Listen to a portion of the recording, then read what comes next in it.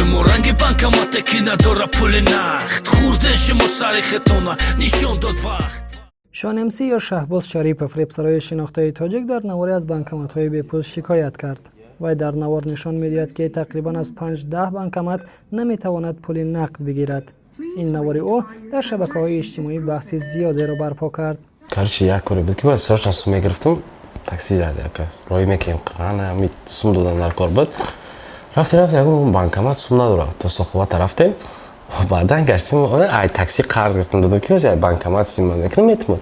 همچنین در فضای اینترنتی نواری شکستن بانکمات‌ها نیز پیدا شد. شاهدان و یا کاربران شبکه‌های اجتماعی میگفتند این حادثه بنابر بیپولی بانکمات‌ها سر زده است. و گفتی کارشناسان اگر مشتری از خدمترسانی بانکی قانع نشود اون نمیتواند که به بانک ها باور کند. از همین جاست که مشتریان همیشه میخواهند مبلغ‌های خود را در شکل غیر نقدی نگاه دارند، اما این گونه حالت‌ها نه همیشه به فایده مشتری می‌انجامد.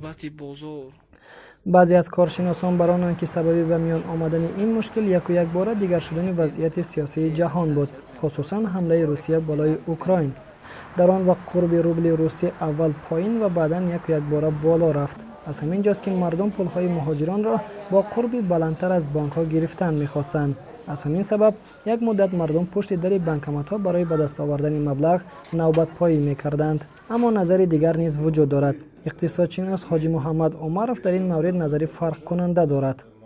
من فکر می‌کنم که اگر همین پولی که آنها امیسه میکنند یعنی استحصال میکنند و به معاملات میبرند در تحت نظارت خیلی جدی همین سازمان ها همین نهادها اگر باشد هیچ جا ما به تورم دچار نمیشیم. نماینده دوشنبه سیتی میگوید مشکلات جای داشته را به کلی برطرف کردن و دیگر مشتریان میتوانند به دشواری در وقت‌های لازمه پول خود را از بانکمات‌ها دسترس کنند. Есть у нас там такая программа, которая любой наш пользователь, когда ему нужны деньги с банкомата, именно снять наличные деньги, он может войти в наше приложение. У нас там есть карта, где по этой карте он заходит в это приложение и видит по городу, в каких банкоматах сейчас есть наличные средства. نماینده های بانک میگویند مشکلی بالازیک را برطرف کردند، اما این مشکل چند ماه پیش از موضوعهای داغ روز به حساب می رفت. این گونه مشکل اصلا در اول ماه یا جشن و مراسم ها به میان می آید.